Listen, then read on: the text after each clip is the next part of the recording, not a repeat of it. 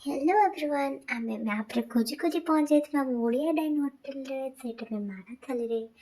आउ सेठी हम जण पहुँची आम खाइबा को अपेक्षा करी बस पड़ू आम खाइबा आसिक पहुँची गला तंकर एक करी आउ माछ भजा आउ मोर मटन तरकारी खाई कि आमे आसी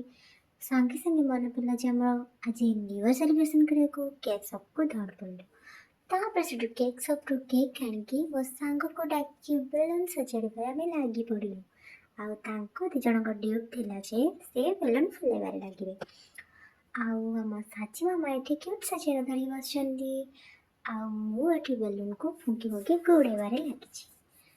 किसी तो करने को पड़ो मो सांग गोटे केक बन आनी डेकोरेशन तो आप देखी पारे केमी लगे निश्चित कमेंट कर जनइबे और न्यू ईयर किसी न्यू नुआ करने चाहिए से डेकोरेशन स्टार्ट होता